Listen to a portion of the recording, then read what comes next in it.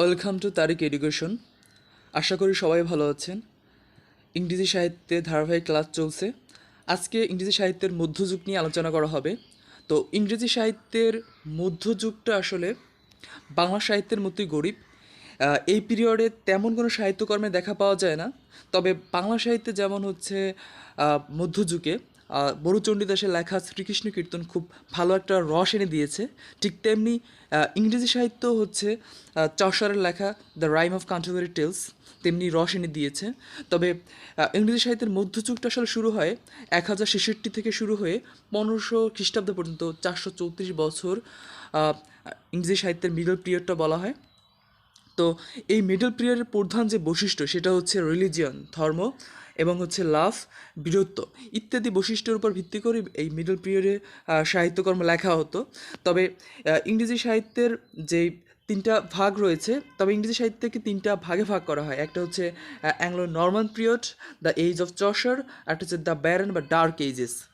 আর যদিও আমরা জানি যে এই সাহিত্যে তেমন একটা সাহিত্যকর্ম পাওয়া যায় না, তো অ্যাংলো স্যাংশনদের পরে কিন্তু অ্যাংলো নর্মান পিরিয়ডটা শুরু হয়। তো মধ্যযুগের যে তিনটা ভাগ আছে, এই Anglo Norman period, the age of Chaucer, the the barren বা ডার্ক এজেস, এটা আমরা শর্টকাটে যেভাবে মনে রাখতে পারি যে মধ্যযুগে নর্মান চাষার অন্ধকারে ছিল। নর্মান দ্বারা অ্যাংলো নর্মান পিরিয়ডকে বুঝবো, চাষার দ্বারা দ্য এজ অফ চাষারকে বুঝবো, আর ব্যারেন বা ডার্ক মানে অন্ধকার যুগকে বুঝবো। তো হচ্ছে দ্য অ্যাংলো নর্মান পিরিয়ড, এটা মূলত হচ্ছে 1066 সালে যে ফ্রান্সের যে নরমান জাতি ছিল তারা জার্মান রাজা হ্যারল্ডকে পরাজিত করে ইংল্যান্ড দখল করে নেয়। এরপরে 1066 থেকে 1340 পর্যন্ত তারা প্রায় হচ্ছে 274 আহ, আহ, বছর হচ্ছে এটা ইংল্যান্ড শাসন করে, আর এই সময়টাকে হচ্ছে দ্য অ্যাংলো নর্মান পিরিয়ড বলা হয়।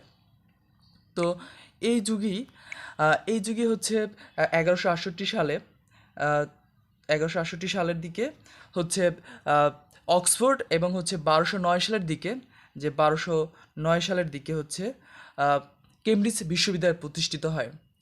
এছাড়া হচ্ছে 15ই জুন, এছাড়া হচ্ছে 15ই জুন, এই যে 15ই জুন, 15ই জুন 1215, 15ই জুন হচ্ছে 1215 সালে ম্যাগনা কার্টা বা মহাসনদ পাশ হয়। তো এরপরে হচ্ছে যে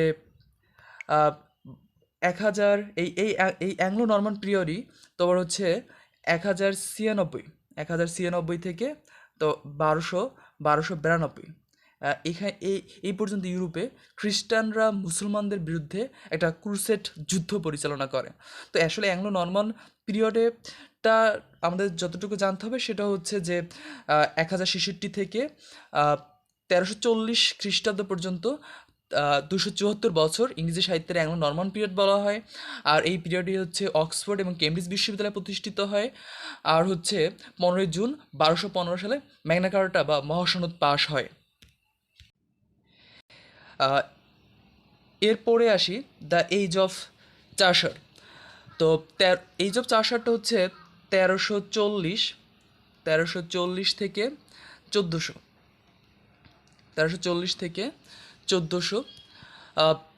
তোমার হচ্ছে এই 60 বছর ইংরেজি সাহিত্যের দ্য এজ অফ চাষার বলা হয়।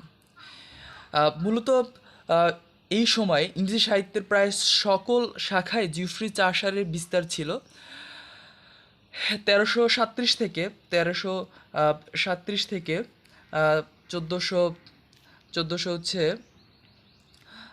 তার সাথে 1453, সরি একটু বাংলা লিখলাম, 1337 থেকে 1453 সাল পর্যন্ত প্রায় ফ্রান্সে একটা শতবর্ষ যুদ্ধ হয়, এবং হচ্ছে শতবর্ষ যুদ্ধ হয়।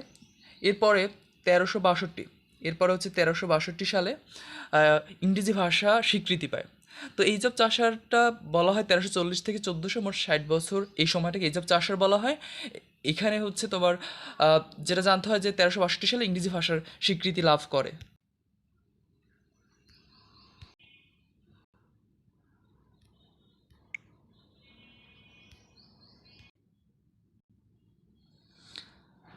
আচ্ছা, এরপরে আসি দ্য ব্যারেন বা ডার্ক এজেস। তো এই মানে চোদ্দোশো থেকে প্রায় হচ্ছে 1500 সাল পর্যন্ত, 1400 থেকে তোমার হচ্ছে 1500 সাল পর্যন্ত এই 100 বছর হচ্ছে ইংরেজি সাহিত্যের হচ্ছে অন্ধকার যুগ। এই যুগে আসলে তেমন কোনো সাহিত্যকর্মের দেখা পাওয়া যায় না। তেমনি হচ্ছে বাংলা সাহিত্যের যেমন অন্ধকার যুগ হচ্ছে 1200 থেকে 1350, 1350, এই 150 বছর বাংলা সাহিত্যে তেমন কোনো সাহিত্যকর্ম দেখা পাওয়া যায় না। ঠিক তেমনি ইংরেজি সাহিত্য 1400 থেকে 1500 সাল পর্যন্ত এই 100 বছর তেমন কোনো সাহিত্যকর্ম খোঁজ পাওয়া যায়নি। তাই এই সময়টাকে বলা হয় ডার্ক এজেস অথবা দ্য ব্যারেন পিরিয়ড। তো এইটা ছিল তিনটা ভাগের আসলে। আহ, আহ,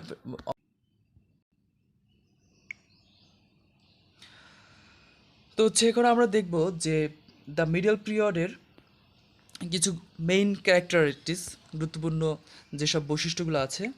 তো প্রথমেই ইংরেজি সাহিত্যের মিডল পিরিয়ডে তো কবিতা the poets in gets strong foundation বা ড্রামা রচনা শুরু হয়। এরপরে এই নরমান পিরিয়ডে লেতিন এবং ফ্রান্সের ব্যবহার শুরু হয় এবং রোমান্টিসিজম অর্থাৎ রোমান্টিক ব্যাপারটা এই যে লক্ষ্য করা যায় দ্য মিডল পিরিয়ডে। এবং যেটা বলেছিলাম যে রিলিজিয়ন, তারপর লাভ, বীরত্ব, এই তিনটি বিষয় ছিল সাহিত্যের আসলে প্রধান বৈশিষ্ট্য। এন্ড রাইম ইজ ইন্ট্রোডিউস ইট হচ্ছে এখানে হচ্ছে যে শেষের কবিতাও এখানে আমাদের সাথে পরিচিত হই এই যে। এখন আমরা হচ্ছে ইংরেজি সাহিত্যের মধ্যযুগের গুরুত্বপূর্ণ সাহিত্যিকদের সম্পর্কে জানব। প্রথমেই যার নাম আসে তিনি হচ্ছে জিওফ্রি চসার। আসলে সাহিত্যের সব শাখায় তার একটা বিস্তার ছিল। 1340 থেকে 1400 সাল পর্যন্ত তার তার নাম অনুসারেই একটা যুগের নাম হয়েছে চসারের পিরিয়ড। তো তিনি 1400 সেঞ্চুরিতে বিখ্যাত কবিতা, রিপ্রেজেন্টেটিভ পোয়েট ছিলেন বিখ্যাত কবি হিসেবে। তারপর হচ্ছে তিনি একাধারে কূটনৈতিক, দার্শনিক, আমলা, রাজ উপদেষ্টা এবং রাষ্ট্রদূত ছিলেন। তার নাম অনুসারে অ্যাংলো চসার এই যে 1340 থেকে 1400 এই পিরিয়ডটাকে নামকরণ করা হয়েছে। তাকে অনেকে হচ্ছে মর্নিং স্টার অফ রেনেসাঁ বলে থাকেন, যেহেতু চসারের সাহিত্যকর্ম বা তার বিস্তার ইংরেজি সাহিত্যের প্রায় সব শাখায় ছিল। আর এই ইংরেজি সাহিত্যের মধ্যযুগে আসলে চসারেরই বেশ কিছু সাহিত্যকর্ম পাওয়া যায়, বা তার জন্যই হচ্ছে এই সাহিত্য এই যুগটা আসলে অন্ধকারে পতিত হয় নাই। তো যাই হোক, জিওফ্রি চসারকে হচ্ছে ফার্স্ট গ্রেট মডার্নিস্ট বলা হয়। তাকে হচ্ছে ফাদার অফ ইংলিশ ল্যাঙ্গুয়েজও বলা হয়, ফাদার অফ ইংলিশ লিটারেচার এবং first humorist in English literature বলা হয়। এরপর হচ্ছে যেটা গুরুত্বপূর্ণ তথ্য, জিওফ্রি চসারকে father of English modern poetry বলা হয় এবং the first great English story teller বলা হয়। তো যাই হোক, আমরা দেখলাম যে জিওফ্রি চসারের আসলে অনেকগুলো টাইটেল আছে। তো এমনিতে একটু মনে রাখবো যে আসলে চসার তো যেহেতু ইংরেজি সাহিত্যের প্রধান, শুরুটা তিনিই করেছিলেন প্রধান অনেক বেশি বেশি সাহিত্যকর্ম দিয়ে। এই কারণে হচ্ছে যে চসারের ক্ষেত্রে আমরা মনে রাখবো যে তাকে ফার্স্ট গ্রেট মডার্নিস্ট বলা হয়, ফাদার অফ ইংলিশ ল্যাঙ্গুয়েজ বলা হয়, ফাদার অফ ইংলিশ লিটারেচার, এবং হচ্ছে the first humorist in English literature, the father of English modern poetry, the first great English story teller. তো এরপরে আসলে তিনি প্রথম এই যে চসার, তিনি হচ্ছে বিশুদ্ধ ইংরেজি ভাষায় প্রথম কবিতা লিখেন। স্যাংশন এবং নরমান যুগে বিশুদ্ধ ইংরেজি ছিল না। যেমন হচ্ছে বাংলাদেশের ক্ষেত্রে father of Bengali modern poems বলা হয় মাইকেল মধুসূদন দত্তকে। তো এরপরে তার যে বিখ্যাত লেখা দ্য রাইম অফ কান্টারবারি টেলস, এটা তার হচ্ছে শ্রেষ্ঠ, দ্য রাইম অফ কান্টারবারি টেলস, এটা হচ্ছে তার শ্রেষ্ঠ কাব্যগ্রন্থ। এটি 1478 সালে প্রথম ছাপা হয়। এটি মূলত 1700 লাইন বিশিষ্ট একটা একটা একটা কাব্য রচিত হয়। এটি একটি অসমাপ্ত বর্ণনামূলক আসলে গল্পগ্রন্থ।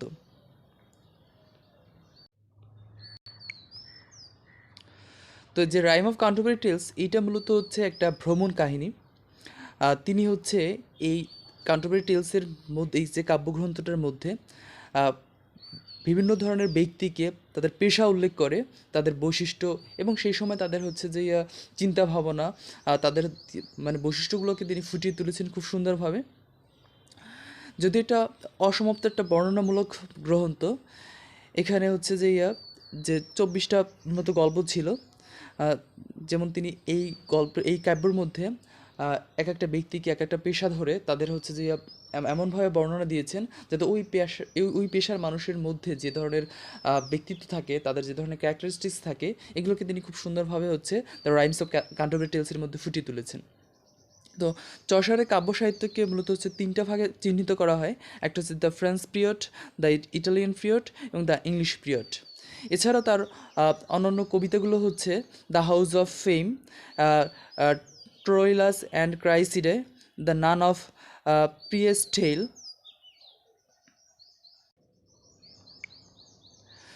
এরপরে হচ্ছে the parliament of fowls, legend of good woman. এগুলো ছিল তার আসলে বিখ্যাত কবিতা জেফ্রি চসারের। এরপর হচ্ছে ইংরেজি সাহিত্যের মিডল পিরিয়ডে দ্বিতীয় নম্বর যে সাহিত্যিকদের কথা বলবো সেটা হচ্ছে জন উইক্লিফ। 1331 থেকে 1384 সাল পর্যন্ত তিনি কবিতা তার সাহিত্যকর্ম লিখেন। তার হচ্ছে টাইটেল হচ্ছে মর্নিং স্টার অফ রিফরমেশন। এরপরে তাকে বলা হয় রিফর্মার অফ ইংলিশ চার্চ, অর্থাৎ তিনি চার্চের সংস্কারক বলা হয়। এরপরে বলা হয় তাকে evening star of English scholasticism, মধ্যযুগী একটি দার্শনিক হচ্ছে মতবাদ। এরপরে হচ্ছে তাকে বলা হয় the father of English poets. এটা খুবই গুরুত্বপূর্ণ তথ্য। যদি father of poets writer in English Alfred the গ্রেটের নাম না থাকলে আচ্ছা আমরা জন উইক্লিফকে বলবো ফাদার অফ ইংলিশ পোর্টস।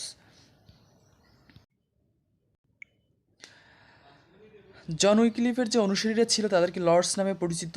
তারা পরবর্তীতে পোপ বিরোধী আন্দোলন বা প্রোটেস্ট্যান্ট রিফরমেশনের জন্য সমাদৃত। তখন আসলে খ্রিস্টানরা দুটি ভাগে ভাগ হয়ে যায়, একটা হচ্ছে পোপদের পক্ষে আর একটা হচ্ছে পোপ বিরোধী। তো এই যে জন উইক্লিফ তিনি প্রথমবার হচ্ছে বাইবেল বা নিউ টেস্টামেন্টের দ্বিতীয় খণ্ড ইংরেজিতে অনুবাদ করেন, তাও আবার গদ্য রীতিতে। তো জার্মান ভাষায় বাইবেল অনুবাদ করেন জার্মানের ধর্ম সংস্কারক মার্টিন লুথার।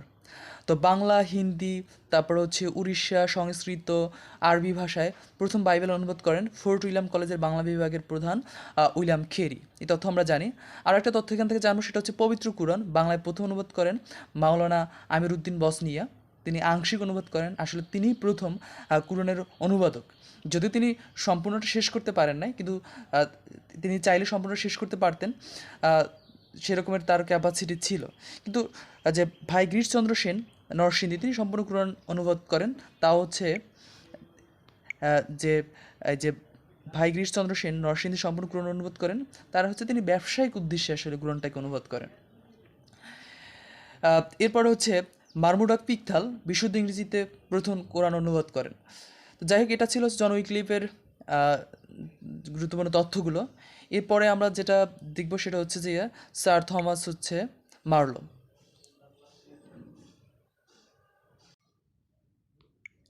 তো স্যার থমাস মার্লো 1415 থেকে 1471 সাল পর্যন্ত তিনি তার সাহিত্যকর্ম লিখেন। তার বিখ্যাত গদ্য গ্রন্থের নাম মর্তে ডি আর্থার। তো হচ্ছে স্যার থমাস মার্লোর বিখ্যাত যে গদ্য গ্রন্থের নাম সেটা হচ্ছে মর্তে ডি আর্থার। এটি উইলিয়াম ক্যাস্টন কর্তৃক 1485 সালে প্রকাশিত হয়। এই যে মর্তে ডি আর্থার, এটি ইংরেজি সাহিত্যের ফার্স্ট রোমান্স ইন প্রোজ বলা হয়। তবে কিং মর্তে ডি আর্থারের নামে এই কবিতা লিখেছেন মানে ভিক্টোরিয়ান যুগের কবি আলফ্রেড টেনিসন। তো স্যার থমাস মার্লো তিনিও একজন মধ্যযুগের সাহিত্যিক ছিলেন। তার সম্পর্কে জাস্ট এতটুকু জানলেই আমাদের হবে। এরপরে হচ্ছে মধ্যযুগের যে সাহিত্যিক তিনি হচ্ছে দান্তে আলিগ্রি। 1265 থেকে 1321 সাল পর্যন্ত তিনি জীবিত ছিলেন। তো তার পুরো নাম দান্তে আলিগ্রি। তার হচ্ছে জন্ম ইতালির হচ্ছে ফ্লোরেন্সে। তার টাইটেল হচ্ছে father of the Italian language, the the supreme poet of Italy. তার বিখ্যাত এপিকের নাম দ্য ডিভাইন কমেডি। তার বিখ্যাত যে এপিক দ্য ডিভাইন কমেডি। এরপরে হচ্ছে দান্তে, পেত্রাক এবং বোকাচিও এই তিনজন বিখ্যাত ইতালীয় কবিকে একত্রে দ্য থ্রি ক্রাউন্স বা থ্রি ফাউন্টেন্স বলা হয়। তো কবি হেমচন্দ্র বন্দ্যোপাধ্যায় দান্তের হচ্ছে ডিভাইন কমেডির অবলম্বনে বিখ্যাত ছায়াময়ী কাব্য রচনা করেন।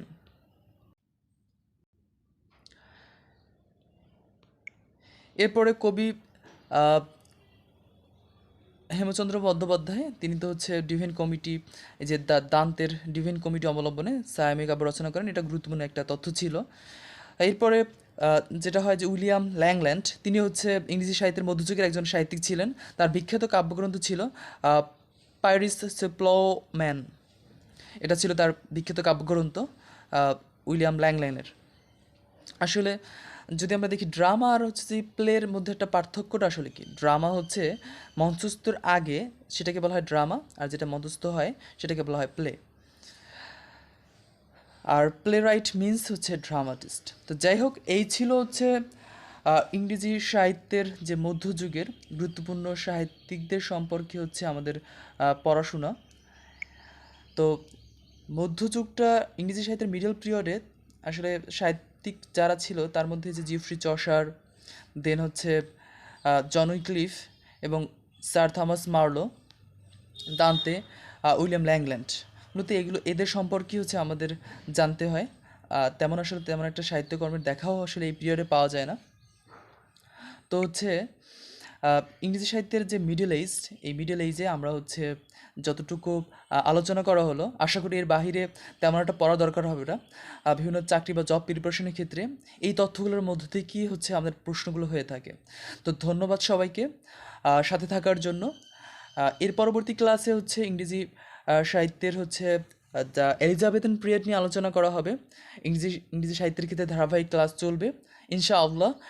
ফুল ইংরেজি সাহিত্যের ফুল ক্লাস এবং একদম ফুল কোর্সটাই হচ্ছে পড়ানো হবে, আর যাতে হচ্ছে ইংরেজি সাহিত্যের কোনো মানে কী পড়তে হবে না পড়তে হবে কোনো বিষয় নিয়ে কারো মনে সন্দেহ না থাকে। আশা করি সাথেই থাকবেন। ধন্যবাদ সবাইকে।